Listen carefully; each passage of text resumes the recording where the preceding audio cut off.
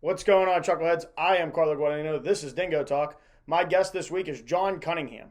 Um, we recorded this 4 months ago, and for those of you that know John, we ran out of time. We tried to schedule a second part. Schedules didn't line up, so we're going to talk about everything from the time John got to Bethany till about 1996. So, without further ado, we're going to hear about the national championship. We're going to hear how the program was created and a bunch of other things. So, without further ado, John Cunningham. You want to know by now. You want to know by now. You want to know by now. You want to know. You want to know. What's going on, Chuckleheads? I am Carlo Guadagnino, and this is Dingo Talk. My guest this week is national champion coach, arriving in 1967, John Cunningham, who still today lives in Bethany. Coach Cunningham, thank you for being here. My pleasure. It's been a while since I've been able to do this, but here's your tea. All right. Turners, if you're watching, we're still looking for that sponsorship. JC is going to tell us everything from 1967 to what he's doing in the present day. Not all at once, though. We're going to take a break, come back. We'll talk about later on the 90s and on from there. But so you didn't start at Bethany. So where did you go to college? Let me go real quick. I was from Burgettstown and went to Union High School. Okay.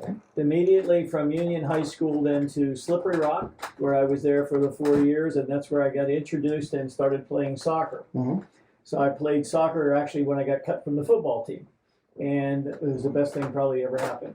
And then after Slippery Rock, I went to Kent State for 2 years, did a master's in counseling and education, and then was offered the job as the first director of counseling at Bethany College in the fall of 1967, and arrived, and in so being, part of my interview team was Stelios Papadopoulos, who was the head of the student body, who was also a Greek soccer player, an excellent student, president of the student body later on, and he asked me, he said, I see you play soccer. We're trying to get a soccer club. Would you be interested in being the advisor and working? So in 1967, there is no soccer program at Bethany. No, they had a club team that had started in 66 Okay. with Stelios, Glenn Kelly, Bill McKee, and a group of guys that were here. Mm-hmm. And he just passed away, unfortunately. It was a boy from the Ivory Coast. Okay. And just unbelievably wonderful first introduction to Bethany. And as it is now with Frankie and the others, we had a large group of international students that wanted to play soccer but didn't have a vehicle to do that. So I did, and we had a very interesting group because they were the internationals who knew a lot about soccer, and Myron Walters and Rich Cox and a few of them from the New Jersey area and whatever who had played were here, and some of them, like I had gotten cut from either the football team or decided they didn't want that, a couple baseball guys.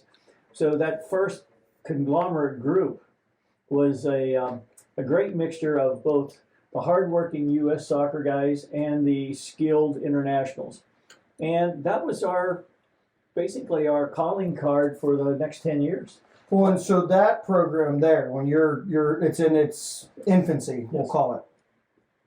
Was it always going to be a goal because of the way it started that, we're going to include the internationals and kind of bring the internationals and the American style together to perform, or? Yes. And it was by nature at Bethany, and we were so fortunate. A fellow by the name of Dr. Carl Schweinfurth was the head of the History and Political Science Department. Dr. Lozier, who many of the personnel would know, as he still lives here in Bethany, is retired. And they were just so helpful to the international group. They traveled the world, and as they were around, of course, they were promoting Bethany College. Mm-hmm. And in most of the international countries, there were always soccer contacts. So that was a good win-win for me. Because as a soccer coach, I rarely went out and recruited personally by going to games and things like that, because my full job was always as an administrator at Bethany. And So a lot of your time is here. I had a real job. Yeah, you're here. You're not just coaching. You're also admissions and doing all the things that I did, and I'm wearing so many hats. But soccer, the combination of doing administration and soccer probably is what kept me here for the 40 years that I actually worked at the college, and still keeps me here because I still run Bethany soccer camps every summer, along with Frankie and the current coaches at Bethany. And we have a lot of alumni and groups that come back, and Frank Christie and I, who's a 74 graduate, we started the camps in 1974, and they're still going.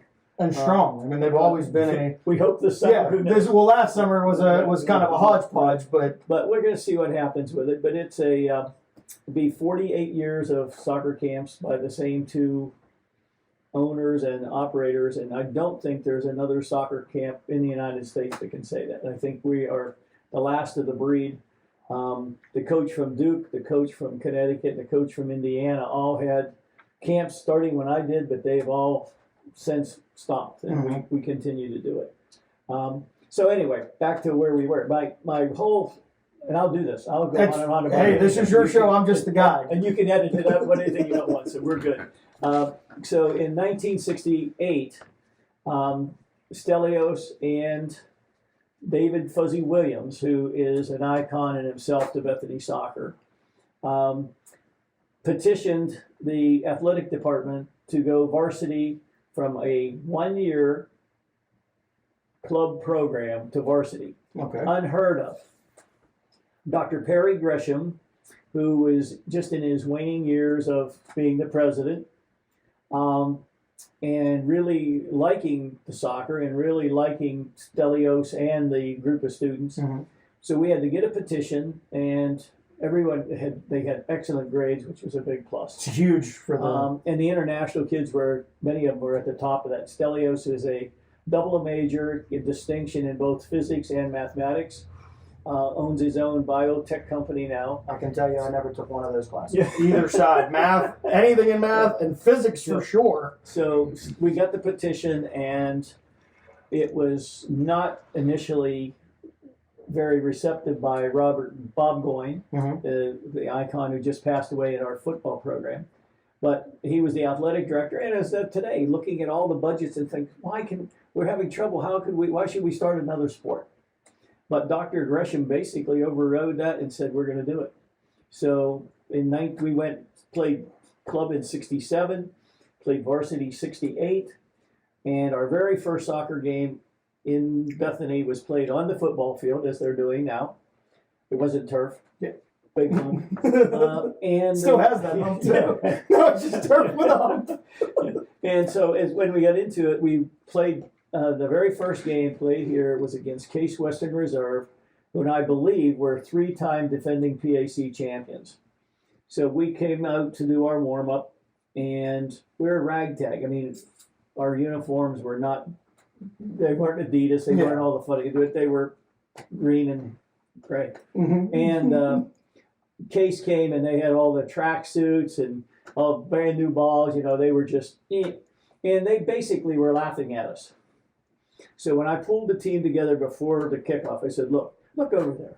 They're laughing at you. They're making fun of us. Now, the only thing I'm going to ask each one of you, when you step on the field tonight, you don't do anything but give it your best, and I think we can still wind up with a good showing tonight. Well, we wound up winning 1-0. So in our very first game out, we beat the defending PAC champion that was and so forth. So what is the PAC looking like at that point? Because your case has just now come back in on the football side, but not in every sport. Well, yeah, it was the President's Athletic Conference. Dr. Gresham was one of the founders of that from Bethany. And you got to think back, it was Wayne from Michigan. It was Case Western Reserve. It was John Carroll University. Okay. And Case and Western Reserve were two different schools. And then they merged. Right. And then shortly thereafter, the other Allegheny. So it was a very, very academic, which is why it was the President's Athletic Conference. And so it was very competitive.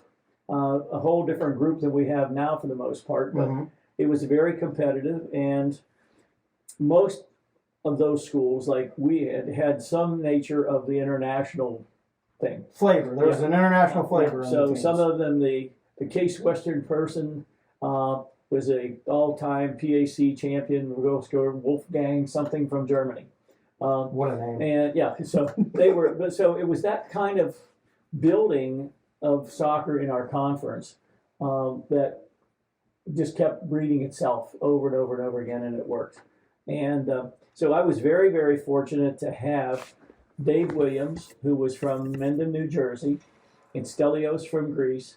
Danny Fox was the one from Sierra Leone, and Myron Walters, who was from New Martinsville, but he had traveled all over because his father was the head of the church relations at Bethany. Okay. So they were the inspiring four that started it, and I still claim them as the real fathers and grandfathers of Bethany soccer. So let's because I mean, if you've ever been to Bethany and you look up into our rafters in our gymnasium, there's something that jumps out at you.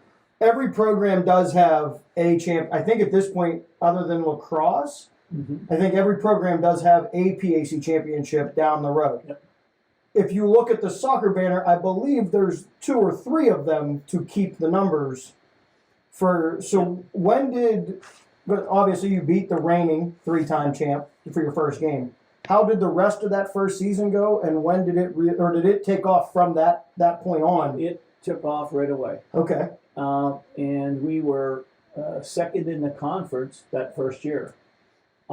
Which is a big statement for a brand new program. And so in the 32 years, we never had a losing season. And part of that is winning breeds continuing to win, because nobody wants to be the team that doesn't win the conference once you get that reputation. Because of the alumni group, now you have to answer to that alumni group if you're the team. And in my 32 years, there was only 4 years that we didn't win the conference. So that in itself is amazing. From 1968 to 78 was conference only. There was no this where you play the. There was no Division III. Okay. Oh, so Division III doesn't even exist. Doesn't even exist. Okay. So when Division III came in, I always tell the joke. We were the Division III champion of West Virginia.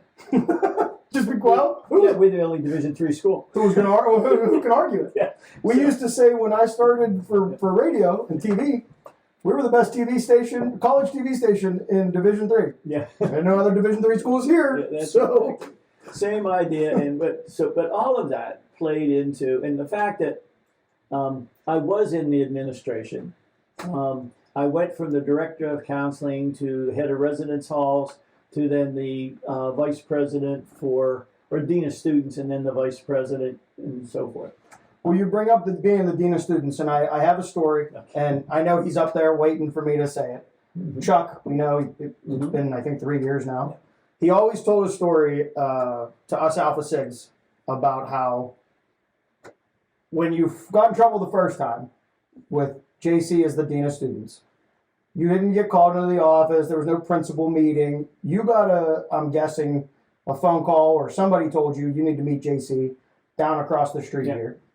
And treated everybody like an adult, and it was, we're going to have a beer, we're going to talk about what the issue is. Yes.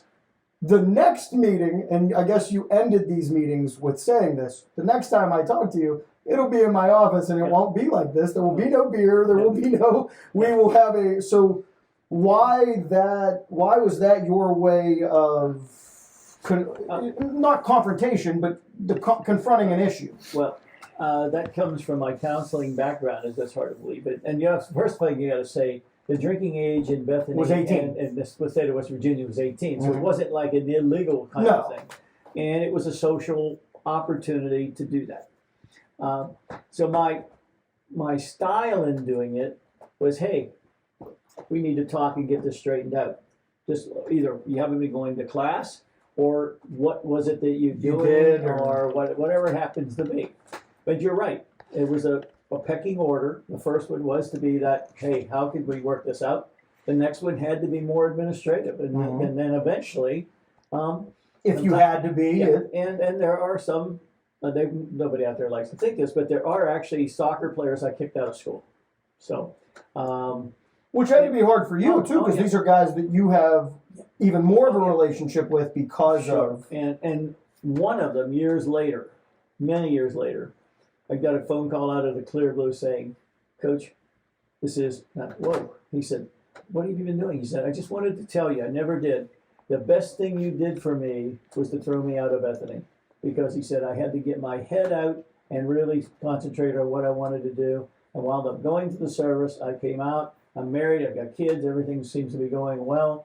And when I look back about it, that was a changing moment.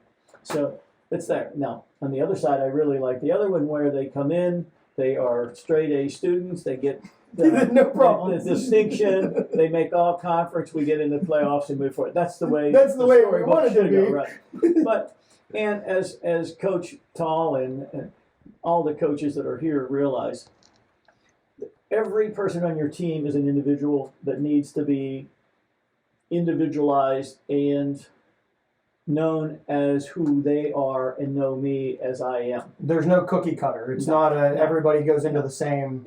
And you know, tell this with teachers in school. You know, there are certain kids you need to push and kick in the butt a bit. And there's other kids where you got to put your hand on their shoulder and say, "Hey, come on, this is a workout. How can I help you? And let's get it done." Mm-hmm. So knowing which style to use is the trick and the art. And I think for the most part, one of my strengths, as many of my former soccer, was knowing when to do that. Yeah. So when you really have to give the push and when you have to give the hug. And I think those are a part of what we still need a lot of in general. So you bring that up. That's a good place to. I have to ask this question with the way education, and not just specifically Bethany, but is that something that's lost now that we want to put everybody in this cookie cutter? This is how we're going to fix it. We're not reaching as much to connect with the individual student, or. I think there's a real push to try to get the individualization back into it and not have a cookie cutting approach. I know for my grandkids, which I have 7, they are all very different. Mm-hmm. I treat them the same but yet different as individuals. And I think that's what most of the school districts are trying to do. Is that you're part of our school, Yes. but we understand that you are your own person. Yes. Okay. And that you have to take responsibility for whichever it is for being your own person. Mm-hmm. That's my grandson, who actually will be 18 the 17th of May. Well, happy birthday. And that was the day that my last official convo at Bethany with graduation was that year. And I was leaving Bethany soon as graduation was over. I handed the last diploma. I went to Cleveland to watch my grandson be born. So that's how I can keep that connection all the time. And he's just decided that after everything else, college is not for him. He doesn't particularly like school.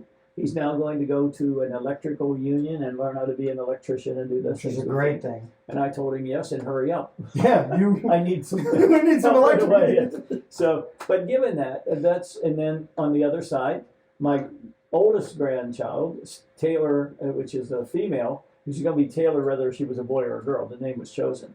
And she just is Dr. Taylor Cunningham now from WVU Medical School. Wow! Congratulations to last that. week. And so how she's been treated, how each of them is different. I tried to do that same thing with students as the dean of students. Mm-hmm. And as you would know from Alpha Sig, and you would know in the Sigma News, the Delts, everybody had their own little identity, or What they were. or at least what perceived or they wanted to be perceived as. But when you really get down to it, we wanted them to all be successful as people. And Greek life, which I think is something that has really been lost in the newer era at Bethany. Well, and many schools. It's taken a very big. Greek life as a whole has taken a huge attack because it's more look at the Animal House way and not what the fraternities individually do. Yeah, right.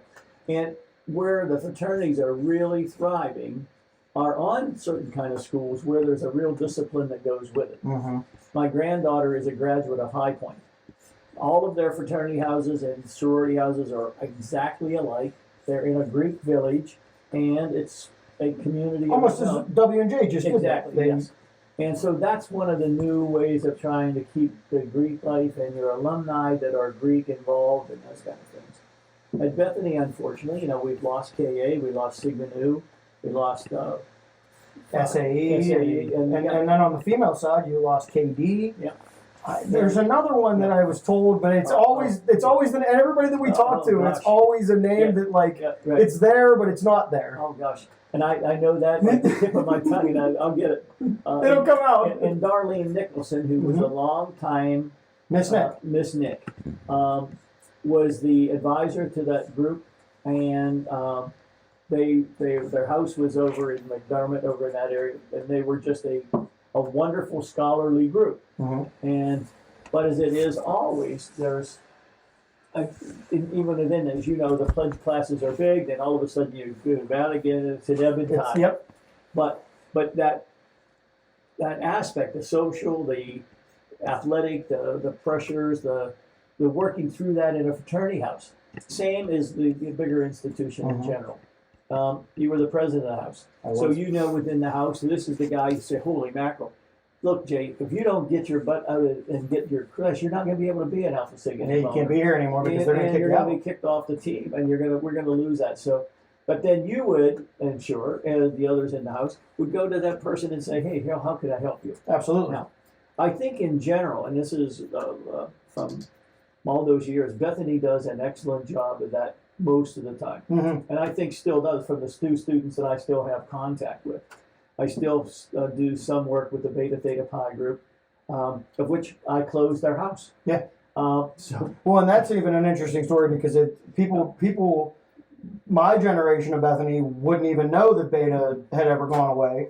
Yep. Unless you like I had the opportunity to speak with you a lot of times being here, Sarah Lynn, Chuck. There's a video apparently Chuck has of the old house being. Yeah, well, he doesn't have it now, but somebody has. There's a cassette tape of the house coming down. Yeah, right. And it was a big ordeal to have that house replaced with the one that's modern. Mm-hmm. And when we actually asked them to give up their charter for 3 years is what it took. And that was in cooperation with the president of the house, who also said, I cannot control this group of people.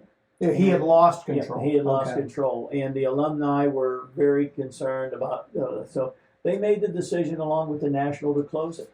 And not easy in a school like this either. And when it came back, the idea is it would come back stronger, and they made their academic standards so much higher than all the other groups. So that was their nation to get back and get it back on solid ground. Well, and their alumni group, I think more, and if somebody's out there that's a Beta, please don't take this offensively, but I think their alumni group really does a good job of the academic scholarship, which draws people in, that's the other problem with Greek life is eventually you got to pay these dues, and it's not a cheap thing. Right. Yeah. But I mean, Frankie and I are going through it right now where we're trying to figure out how do you motivate somebody to where that alumni group, and I think Phi Tau's alumni group are very big in we want to get the academics. We want the Smart Cup.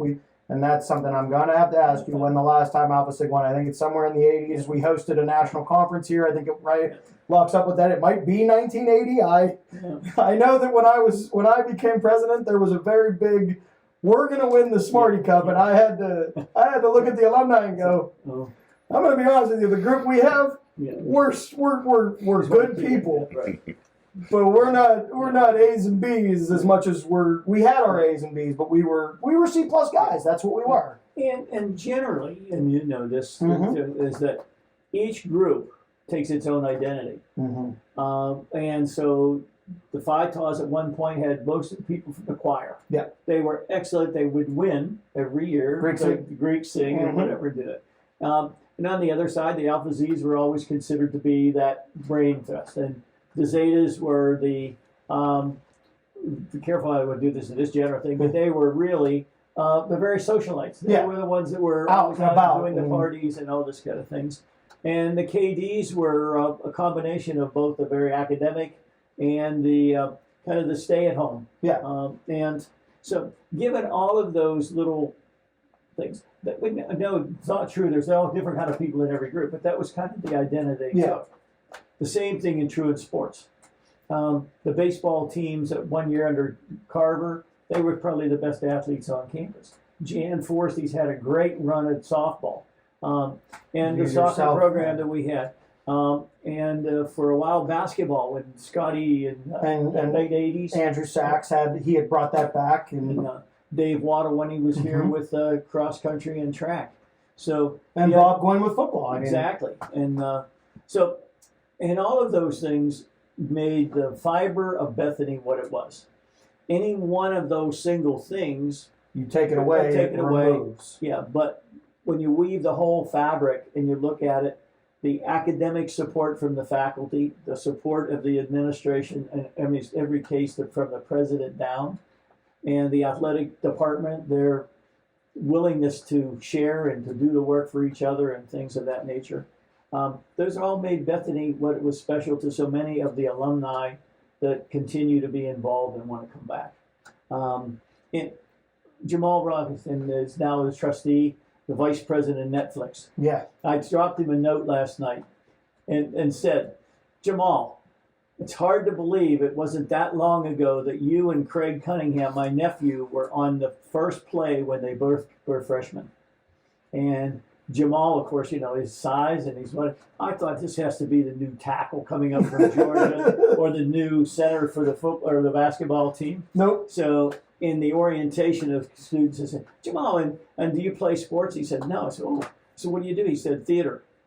I just, Just because of his size. and the size, and then to think of Jamal in a Navy outfit doing, God, What was the? I'm trying to name of the play, but it's the one. But they were wonderful. He and my nephew was a very good in theater as well. He's now in St. Louis after being in Chicago and Second City and doing all those things. Well, since you brought Jamal up, I'm going to do it. I got to do a shameless plug because every time an alumni's name, Jamal, if you are watching, we would love to have you on the show. I know your schedule's busy. We'd love to get you here. My last question before we close out this first part, from the administration side. So you wore a bunch of hats. Yes. How did you balance? Because like you said, you had a full-time job at Bethany, but you had another full-time job being the soccer coach. Yes, and a dad and a Yeah. Well, I think the two things of my personality, and one, I don't know when not to work. I continue to work early morning. I still get up early, and I'm up. I see you every morning when I'm up for my coffee. I used to always tell the story. I don't go to bed till 2:30 because that's when the bar closed. And not that I was there all the time. No, but you had to be on. But that's when I was going to get the phone call saying Who was walking who was through right or who was whatever going there, happened. whatever happened along the line, right? So, And the other side of that, and I think this will lead into a good segue to when we come out of this break. So you pointed out your first season, you're on the turf. Well, you're on at the stadium on the football field. Right. When does Hogue become Hogue? When does the bowl? When does it become the soccer field? What was it before? It was a soccer, just a hill. I mean, the Hogue Field was a product of John Graham, who was the treasurer and business manager at Bethany, a Bethany grad, and he was a very most creative finance person and so forth. There was something called a RAMP grant. It was a Rural Amended Mine Program. And that's what we got, $250,000 to build the... So that was an old mine at one point? Yes, that was the college dump. Okay. And so where the bleachers are now, that dam wasn't really there. Okay. And so they built the dam, and doing that provided on this side of it, and you weren't allowed to build you weren't allowed to build an athletic field. But it so happens that Mr. Graham asked me, what's the size of a field in case we wanted to practice down there, or so. And then all of a sudden, And so that's the way it basically started. And then Bill Hogue, who was a trustee, graduate, Sigma Nu, but lived in the Alpha Sig house when that was Married Students Apartments, the old house. up there at Point Breeze. Yeah, Okay. Point Breeze. And Bill was one of the most generous, kind persons I've ever met. He and his wife, Betty. And Carolyn Hogue, their granddaughter, was a graduate of nothing not long ago. And Bill was on the trustees, and when we were talking about the field and what we needed to do, he said, what do we need to do to make it the best around? So we gave him a drawing of what we thought, and then he said, okay, how much lumber do you need? And that's why it's wood. He owned West Elizabeth Lumber. Okay. And was one of the first people to be involved with womanized wood. And so he was very successful in that area. So he basically donated all the wood that's at Hogue Field and the hardware, and then Dan Troby and Jose Gallegos and Pedro Cuesta built it. Wow. As they were graduating seniors. And Dan wanted to be a carpenter and do that kind of thing, and he presented the best drawings and what we did, and they did it, and wound up being, so from the early 80s through till 90, it was nothing like it quite is today. It had the field and some of the bleachers, and then in 90 we rededicated the field as Hogue Field. Okay. And the family came and they continued to sponsor it, to both financially, but more importantly in spirit of, this has done what we hoped it was going to do when we built the field. Well, it's still, even to this day, It's gorgeous. it's that feeling for, I was here in 2010, I believe that's the last year we made the run. We had the championship was up on the turf. Yep. But there's a difference. Like, as a football player, playing at the stadium it's great because you're on a college field and it's that small community. But playing in Hogue, or even being a fan in Hogue, Yes. one, there's no escape. No. If you're a visiting guest, there is no escaping. Right. You're going to hear what's said, and you have to continue to play. But the other thing that I think makes Hogue, and I can remember as a freshman walking down there the first time and seeing the Bethany right in the back. Yep. Beautiful white flower, and I think now they had done it for a long time, they'd done spray paint. Yep. But I can remember these flowers it's the fall, and they're just beautiful. They're bloom, but it's ours. Right.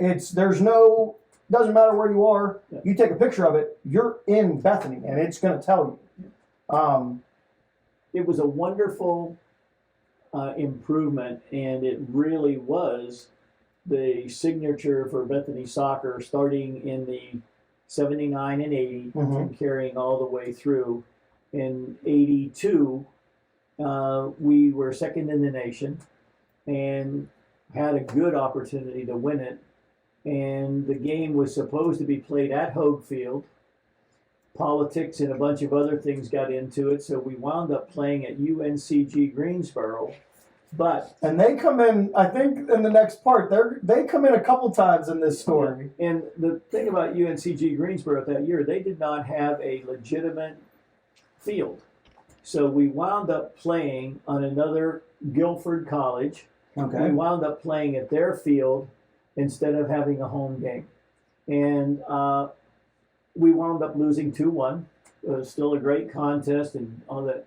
And but it was a game that we could have won. And that particular year, like many, there were a lot of issues that went on within the team.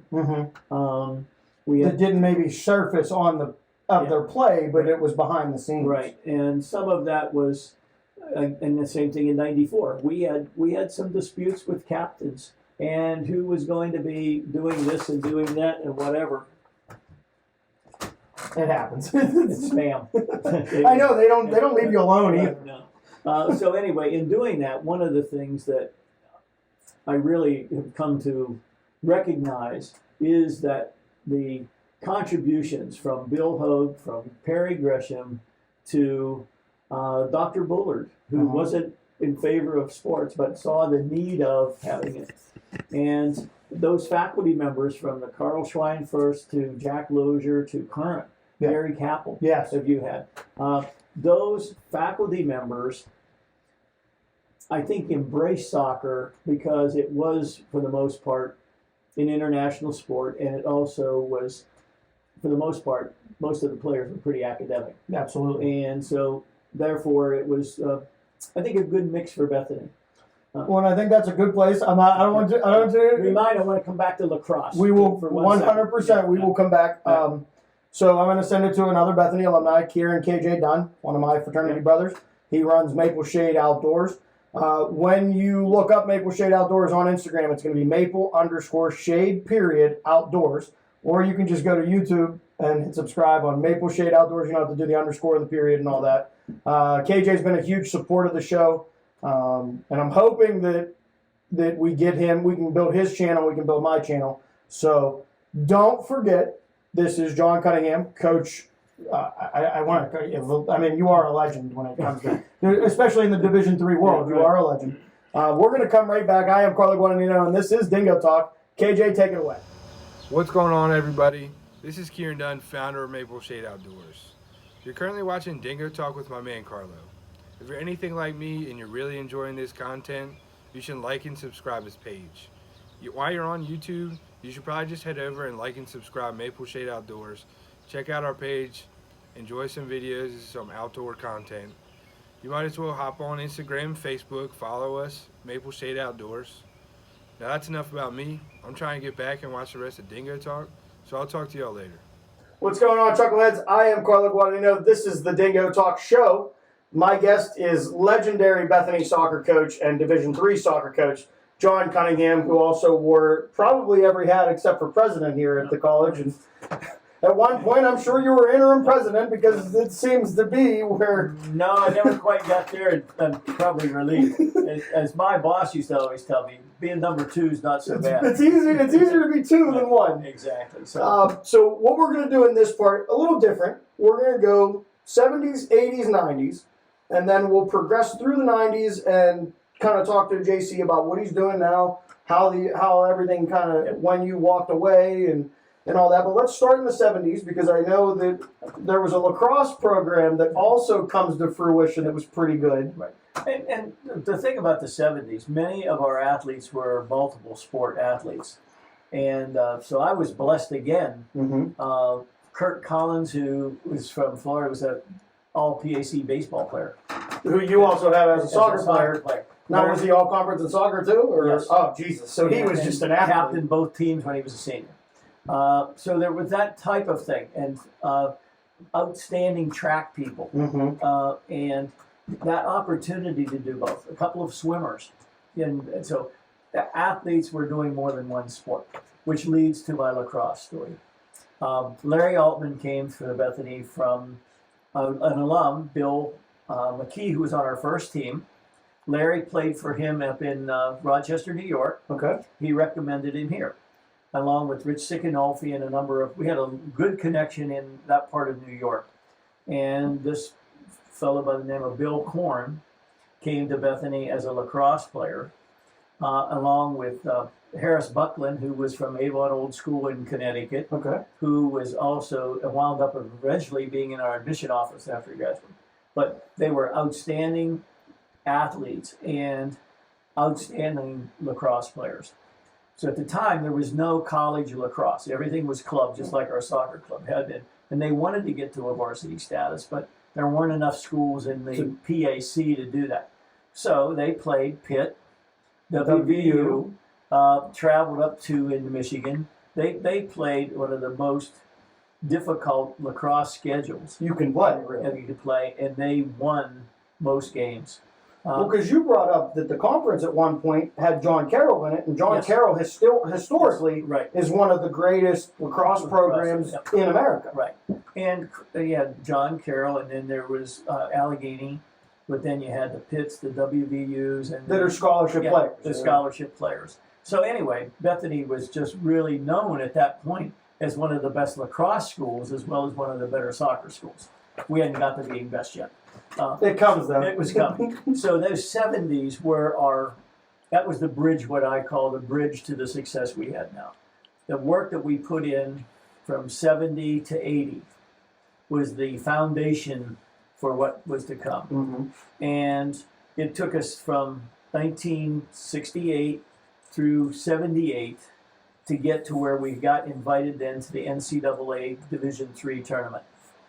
And as we mentioned earlier, we were NAIA for the first 4 years. Absolutely. And then the Division III started, and when it did in 74, the PAC as a whole conference joined Division III.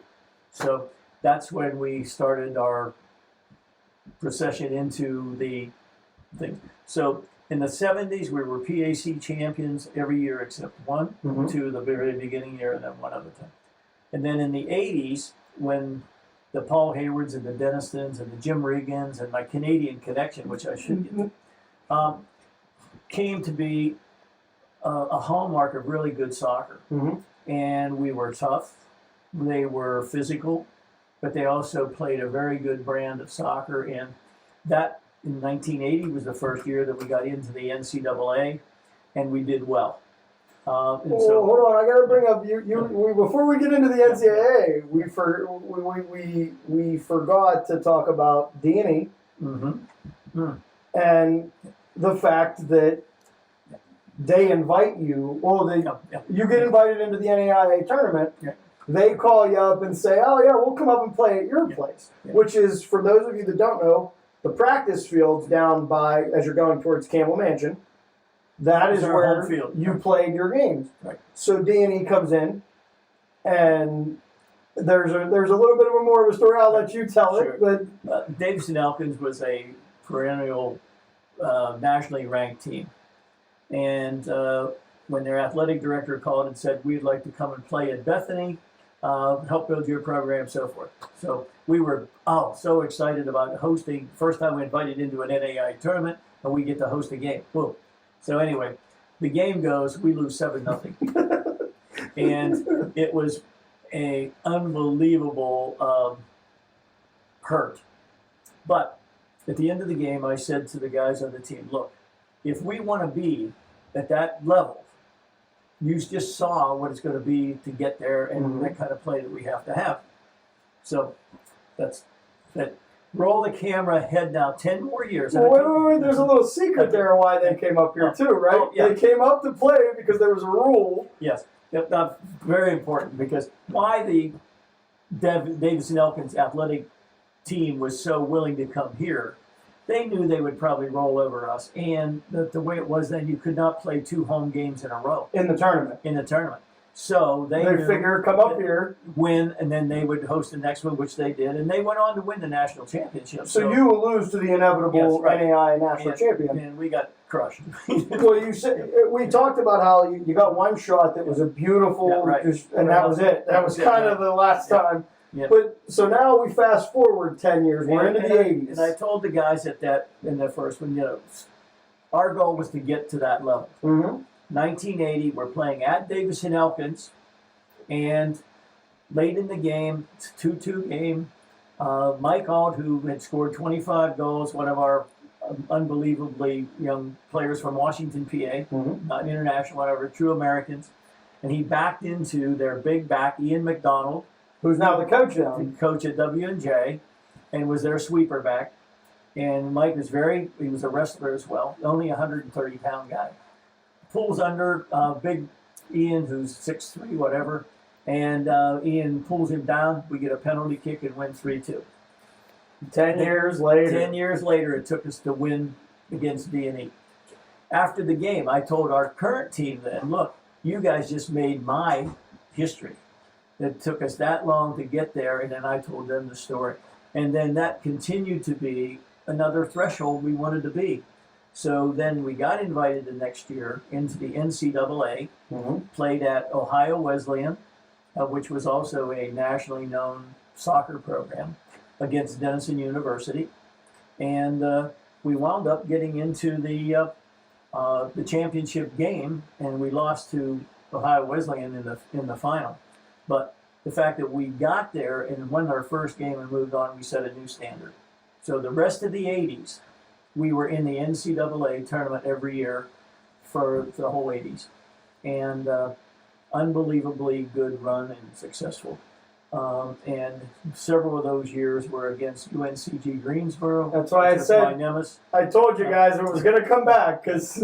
And UNCG Greensboro was the only team that we played more than once that I never had a winning. We are 0-6. Okay. And the one that we played here, which was the last time we played them before they went Division I, we lost 2-1 at Bethany, and it was just a real crusher because we always had to go there the first 5, and we said if they ever had to come to Bethany, would be a different. Well, unfortunately, it didn't turn out to be that way. But it was another milestone for us, and the fact that UNCG Greensboro won 3 national championships going through us. Mm-hmm. Yeah, they had to get through Bethany to go to win the title. And those were all at their place. Mm-hmm. And actually, one time it was actually where Frankie just came from, North Carolina Wesleyan. But anyway, those were great years in the 70s and then into the 80s. And the Canadian connection, real quick. Yeah. Jim Regan and Les Beck were on their way in 1976 to DIII. They got lost, and they wound up coming into Bethany, and Larry Altman, the lacrosse guy we just talked about, was over going into what's the College Inn to get snuff. Simple as that. And he hears these 2 guys talking on the payphone. That's something. On the corner. If you don't know what a payphone is, it was on the corner by Ethel's then, Yep. which is now the College Inn. Coming in January, if you don't know. And they were telling somebody, we're lost and we're trying to still get there. And Larry said to him, where are you trying to get to? They said, well, we're soccer players from Canada and we're trying to get to Davis and Elkins. And Larry says, you're never going to get there at this time of night. He said, why don't you just come on down to the KA house, stay over tonight with us and go there tomorrow. As it would be, they said to the KA house and never left. So they never did go to DIII. They wound up staying. Opens the Canadian door. And Jim Regan and it was our first, he and Les Beck were our first 2 Canadian soccer players. Every year since that, when I coached, we had at least 1 Canadian, if not more, Canadian soccer players. And it's roll it forward again. Sean Regan, Jim's son, then becomes the coach at Bethany later. Well, but we'll pick that up. And Jim's pretty successful himself as a coach down at Wheeling for a long time. Oh yes, he's a Division II nationally ranked coach. Made it through in their golden years of, again in the 80s and the early 90s, being a nationally ranked soccer coach. And so those friendships, which is what you talked about earlier, the whole thing with Bethany. When I think about my successes, it's those friendships and those long-term involvement with current players that then lead on to be alumni, and they come back and they want to give back. And now I'm a grandfather of those people. Those guys actually have kids, and they have kids, and I'm a grandfather when you look at it. So I stayed a while, way long. But anyway, the 80s were the glory years. That's when we talked about earlier, Hope Field. Yep. All of those things came together to build on the reputation that Bethany got in those late 70s, early 80s, and it's just never looked back, kept going. So then you get to the 90s. Where, now at this point, you've lost, since you've been a PAC member, you've lost 3 years. Yes. Totally. Yes. That you, and you're only going to lose 1 more that you don't win the conference. Right. For those of you that don't know, Bethany holds 19 conference championships. Yes. And I don't think, I'd have to look it up. But 19 in a row, and we had 20 out of my 32 years, 28 of them would have been conference champions. So 28 conference championships, and the next closest team, I'd have to look up the number, but it's not even. And the PAC, when you're talking, we talk about football, W&J Thomas More. Right. You talk about baseball, W&J Thomas More. Yep. Bethany is in there for the 90s, Yep. but it's not really. Basketball, Bethany had made a name for itself, but it also had some down years. In soccer, it was of 32 years, 28 times you're the big dog. Yeah. And it was a success program, and we talked about there's been a major change in the conference. Thomas More wasn't around, and Carnegie Mellon wasn't down there. Weren't, now they're back. Yeah. So there's an Allegheny College, Case Western, and Reserve, which were two different schools. All of those components, as they changed, we were fortunate enough to still be at the top, at least on the soccer side. Yeah. And that was a lot of the teams continuing to be their recruiters. Well, in the 80s also sees your first berth in a national title game. Yes. As you lose in the championship, as you pointed out, to 1982, right. Ohio Wesleyan, and a 2-1. We wound up, the national championship was against Greensboro. Oh. That's the first time we met them. It should have been a home game. Lots of things happened, but we had Politics to and such. play at UNCG Greensboro, and we wound up playing the game there, and we lost 2-1. Side story on that: the Bob Vanderwalker, who was the center referee, was also the coach at. I know this. You've told me this story. And he was the coach at James Madison University, and he was. First of all, it was about 32, 33 degrees. There was no green. Everything was brown grass, black lines, so forth. And he made a call very early on, and they awarded a penalty kick to UNCG Greensboro based on a ball that bounced up and hit Tim Fieldhouse's hand. Wasn't even close to going in the goal. It was going towards out of bounds. But he awarded the kick. They scored. Later on, they scored again on a ball that Alan Barnes gave away, and so it's like a lone goal against. Yeah. So we're down, and we came back to 2-1. Game ends. We're in the locker room, disappointed, of course, and there's a knock on the door, and it's the head referee, Mr. Vanderwalker. He said, "Coach, could I speak to your team for a moment?" And I said, "Sure." So he came in and he said, "I just want to tell you that this was a great game to referee."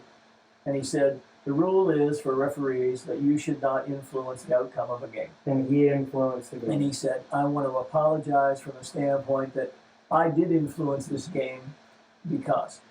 And as a part of that, after he had called the first handball in the box, later on, 15, 20 minutes, a ball in the middle of the field bounces up and hits Ross Brown's hand, another one of my former players, hits him in the hand, and he yells, "Play on." I rarely did this, but I'm up off the bench.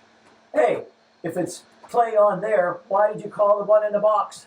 Well, and him coming to the door, Yes. is that the only time in your career that an official came and admitted that? It's the only time I've ever had an official after a game or actually apologize, or I shouldn't say apologize.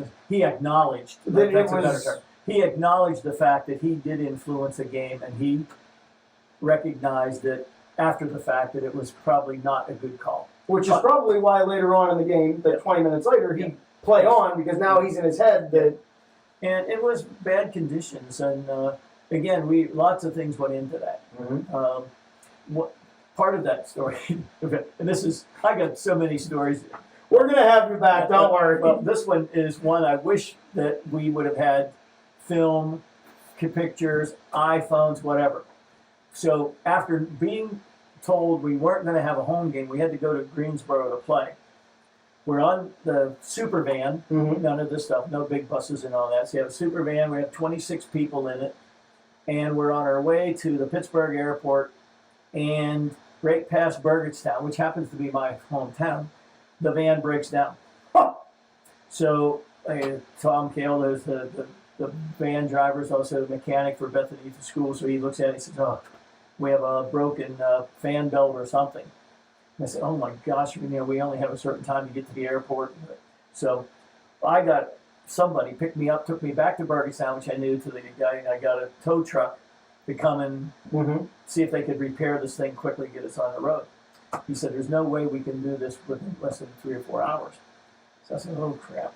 I said, "How about you put us onto your tow truck and you tow us from there to the Pittsburgh airport. And then you can fix it whenever you want. And then you can fix it." So green towing, literally. So if you can imagine, 26 people in a super van going to the Pittsburgh airport. And the old Pittsburgh airport had a great big water thing in front Fountain. of it. Fountain, yeah, and it was their identity coming in there. So we called the airport. They're holding the airplane for us. So we finally get to the Pittsburgh airport, and everybody's piling out of this and getting into where we had to go and so forth. Nowhere that I know of, and if anybody out there has a picture of it, we'd sure love to have it, but it was just the most odd set of circumstances that would happen, and then we lost the game like that.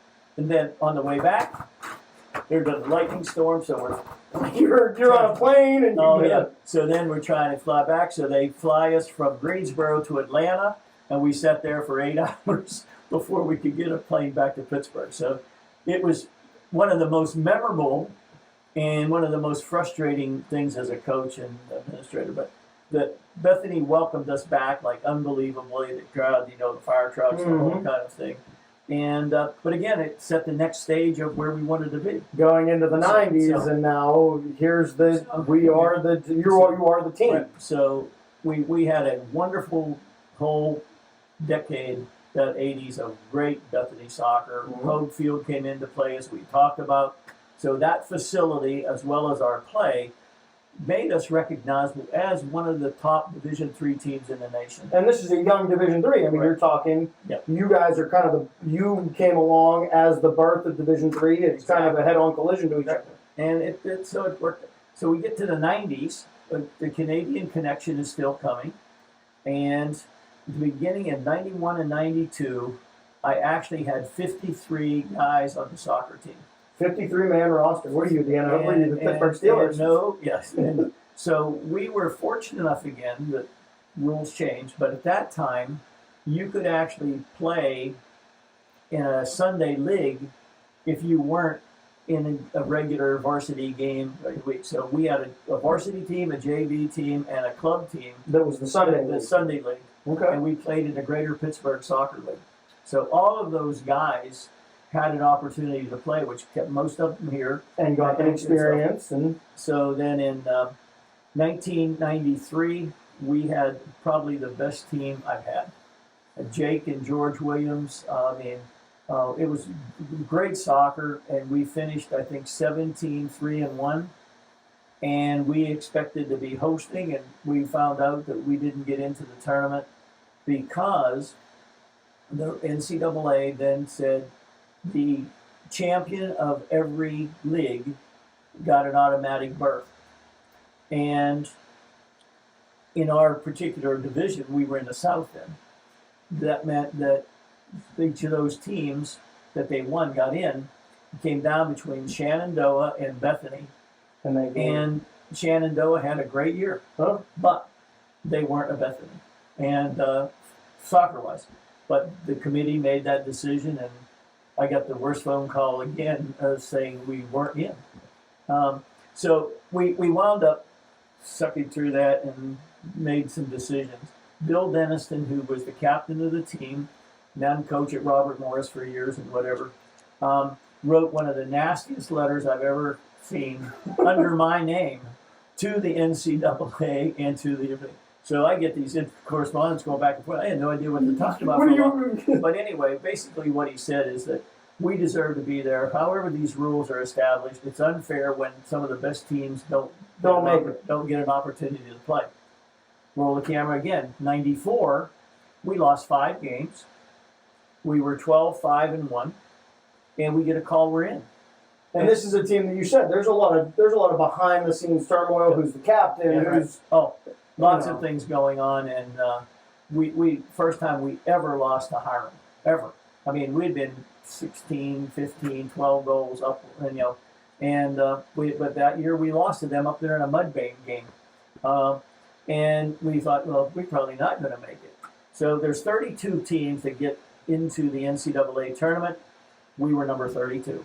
And you ran the table. And we ran the table. And some of the best soccer we've ever played was during that period of time. Well, and let's talk about the guy that he had to go to practice. Yes, Frankie Tall. Who doesn't play He's not a starter in the national in the championship. national championship game, coming off of an injury. Right. But the mentality of what it seems like, and I talked to Marcus, who Yep, we'll right. touch on, Yep. Because I want to tell everybody how we ended up setting this interview up. Mm-hmm. But Frankie even admitted that there was a very tough moment where he had to look at himself and say, Yep. the best thing for the team is For me to say. I'll come if I have to come in. I'll come in. Who was Frankie's replacement, and what all went into that? Aaron Squire, who's from Pottstown, Pennsylvania, also an excellent baseball player. Still, The dual sport athlete. And Aaron was strong in the air. Didn't have the same soccer sense that Frankie and Star and they had, but he was very good at what he did. If you're not going to come by me very easily, and we changed the system that year. And Eric Fries, who was then the coach at Lindsley and was an excellent forward, but wasn't scoring goals. Okay. And after we lost those couple games in the beginning, we made a change in our formation and went back to 3 defenders, 2 stoppers, 3 midfielders, and 2 up front. Okay. And in doing that, we moved Eric Fries from the front back to one of the 2 stoppers with Sean Meal, who was from England, very good in the air but slow.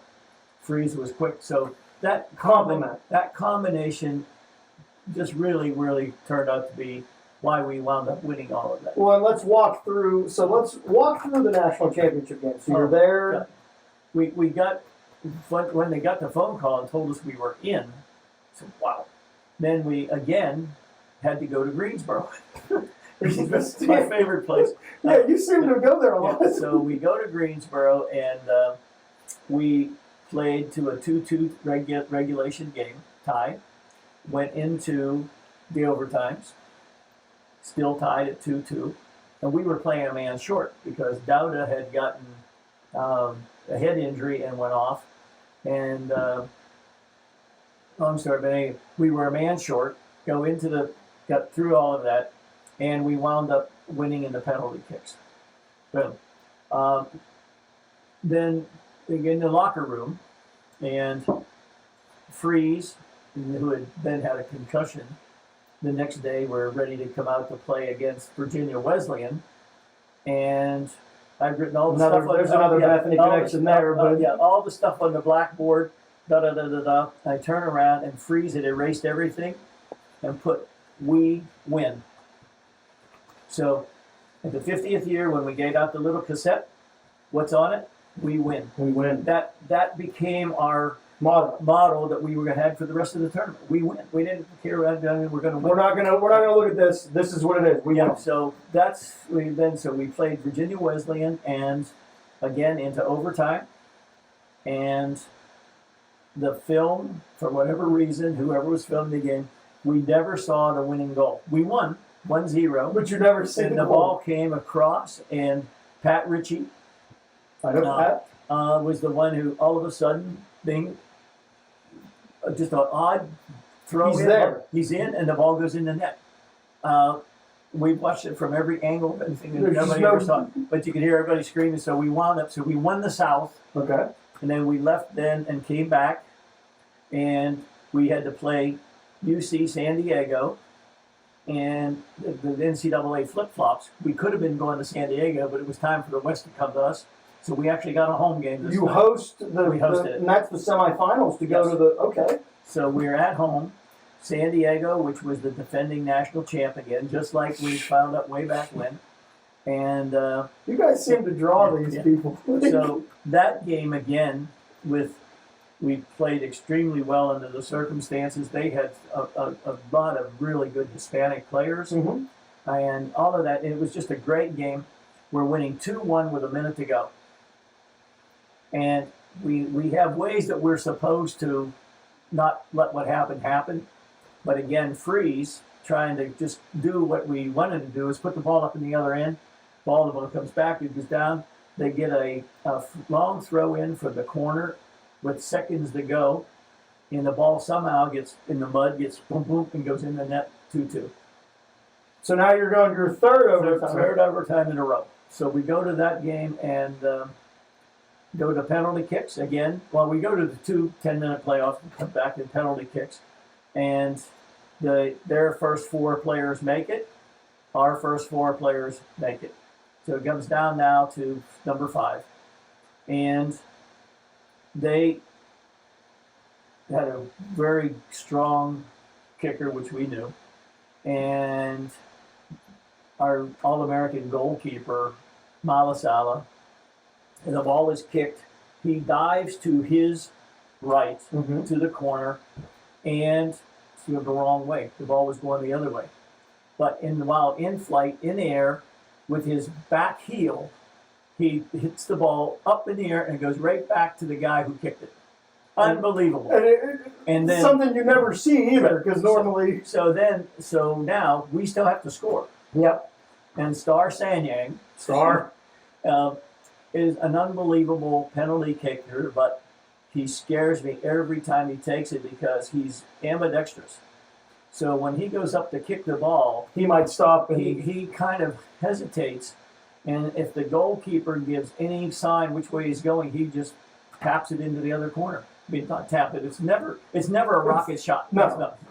So anyway, that's what happened, and their goalkeeper went one way, and Star put it in the corner the other, and we win. And now you're in the national championship. And this is your second trip to the national championship. Right. The first one, unfortunately, you take the loss, but that's not in Division III. That's at NAIA. No, that was still Division III. Oh, that was the first time. Yeah. Okay. So then this one, when we go to then that one we only had to go one game. Oh, I forgot to tell you about when we went to Wheaton, Illinois. That was the semifinal. Oh, that was a long story too. But even Marge McCartney's new book that's coming out, you need to get her on the air.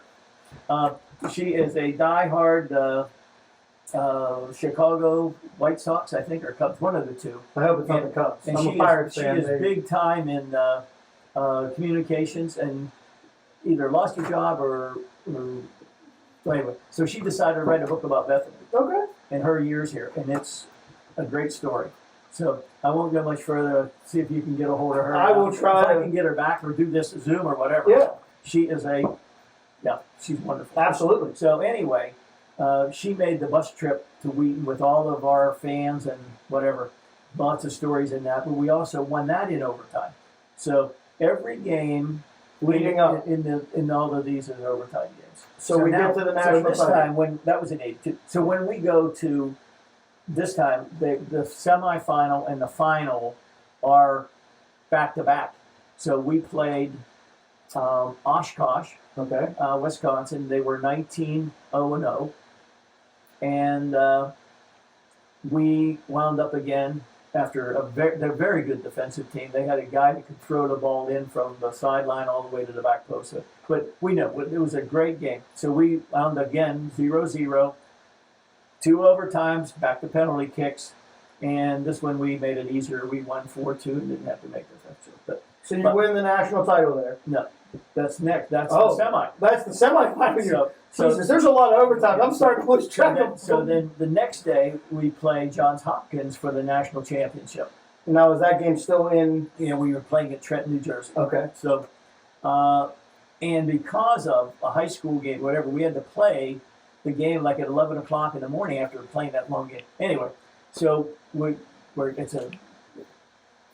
are playing again 0-0 through the whole game. Outstanding both ends. They had a goal scorer that had averaged lots of goals, and it was predicted. We marked him well, but he had a couple chances. One time he hit the post, another. So there's always things that go into those. It's all about the bounce too. But I told you, I believe the cup's half full. So here we go. So anyway, after 2 overtimes, we go to the penalty kicks. Oh no, I'm wrong story. Come back again. This time we went to the overtime, so it was all five games were overtime. Yeah. In this one, we played the first 10 minutes. Going into the second 10 minutes, I made a sub, and there's a whole story behind the sub too. But I didn't put our starting forward back in. I put Steve Lindquist from Connecticut into the game in his place.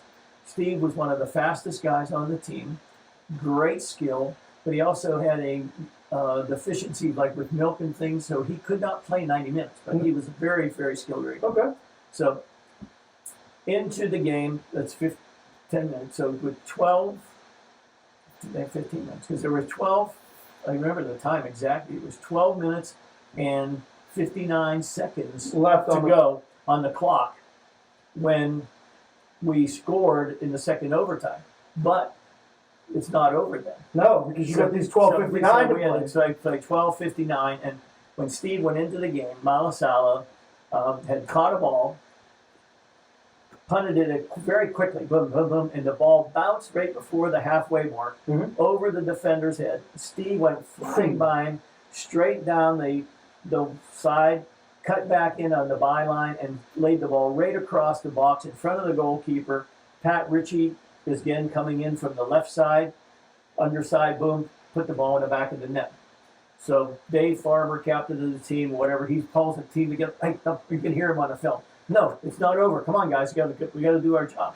And that was the longest time I've ever had. That was probably an hour worth of that 12 minutes and 59 seconds. We wound up winning the national championship, and there were a lot of faculty, Dr. Buckaloo and Burns and that made the trip. That made fan buses And to this day, that's the only national. I mean, you pointed out that Jan Forsty had a great run. Yep. Carver had a great run through the '90s, but the only national champion to bring one home is still the soccer program. Yeah, and it was amazing. And I get tears when I think, and those guys are still so close together. And they come back every year when we have Bassett. And for those of you, I think there's a thought process to this after the students are gone. We have a little bit less people in town. That we may there might be a Bassett this year, which if you've never been to a Bassett, you are missing out because that's Bethany Alumni Soccer Association. And these guys, you'd think that they're still collegiate athletes. I mean, this is it's a fun day. Well, it's a fun weekend, but that fun only lasts until you're in between the lines, and then we're here to play. And we try to play odd years versus even years, and so there's a whole lot of, and there's a great difference. I mean, Glenn Kelly's from the class of '68, and he was still coming back and playing. Stelios Papadopoulos. I remember meeting Stelios. And he still can juggle the ball and do stuff that you can't believe at his age. Well, and this is the story that they don't know is, so in '94, you win a national title. Come back the next year, what happens? You're not in the... Everybody that we played was out for us, and and the amazing thing is we had everybody on the team from '94 back, with the exception of the goalkeeper, and unfortunately Danny Lohman and several of the other goalkeepers. And that's not all their fault. I mean, a lot of things happen, and you can never put it on one person. It's a game.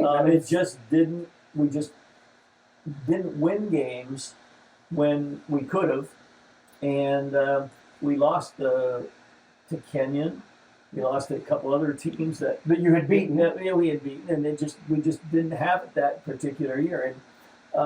And I think part of it is like it's really hard to win any major sport back to back. Absolutely. I mean, it doesn't. If you're talking, I mean, you look at the Penguins that did it a couple years ago. They made a huge deal about how it's been how many years since somebody won a back to back in the NHL. I mean, it's except UNCG Greensboro. They figured out how to do it every year against us. But anyway, I have a question for you, and I don't know if you're going to be able to answer this, but. So there's two players that come anytime I talk to a soccer alumni, and I'm very close with Frankie, so we've had these conversations multiple times. I know his opinion. Starr or Stewart? Wow. Different style of players, obviously. Two different style players. Both excellent. Both have the record of 65 goals. But Starr is a more complete soccer player. Stewart was a forward, a hard-working, as they would say in Scotland. He was from the inner city type of guy. And he was, from what I heard, he was every bit of... Yeah, he was hard-nosed as you could get. And one of the things about Stewart, he would shoot from anywhere. And he scored goals because people thought, well, he wouldn't shoot from there. And then bang. Yeah, and he did. And Starr, on the other hand, was just so fast, so agile, so complete that he's probably the best soccer player we've had that was here more than a year. The only other one would have been James Wong from '82. So in advance, I had already had this in my head. Yep. This is where I'm going to stop you because I'd like to get you back Okay. for the rest of My John life. Cunningham's story. And I want to talk more the next time we bring you back. I'd like to talk more about the Yep. soccer camps. Yep. The end of your time, as we pointed out, there's 28 out of 32 Yep. conference titles. And kind of what you're doing now. Yep. And then maybe, you never know. But I have one last story that I'm going to get in. We're running out of battery life on Okay. that. All right. Gotcha. I got it from our crew over here. Well- But I want to, for the people out there that don't know how this Yeah. came together. This year, obviously, we did not have a traditional homecoming. Homecoming. There was a group that got together. Yep. We wore masks, and I Frankie made a killing in selling soccer Yeah, right. masks. And Marcus. Yes. So we're up here at the back of my house, and we're having a fire. Yeah. And Thad Allen called me and said, "Hey, we saw you. We were driving by. What are you doing?" "Oh, we're having a fire." "Well, come on down to the old Grimes house." Well, Marcus and Frankie and I, we made our way down there. I actually came back the next day too. Right. And we walked in, and I remember talking to you, and you said, just the sheer having Marcus back was one of those, because he was a little different of a I player. have not seen him in a long time. And so we started talking, and I said to JC way back, we were just early on in our alumni tour. Yeah. I said, we're not an alumni, but the 32 years of being at Bethany, I mean, that's a Sure. very long time. There's a lot of stuff seen. We talked about Greek life today. We've talked about the soccer program, the lacrosse program, and everything else. I wanted to say thank you because we've in passing always cordial, and that's how I knew what I kind of, when Chuck told me the story about you, Yep. the way that you were as a dean of students, it didn't shock me Yep. because I had gotten myself into Yep. some trouble in the summer times, and if you've never worked in the summer in Bethany, there's not really many places to hide. And when you get yourself in trouble, you're going to find one of these Bethany people. Yeah, right. Bill Kiefer, who's hopefully we're going to get him, Larry Grimes, and JC. And JC's way of working with me was, hey, I need these hedges down at the soccer complex. Yep. I need them completely cut. Here's what I'm going to pay you, but you're going to go do it. And I said, Sarah Lynn said, that's what I'm going to go do. All right, that's what I'm going to go do.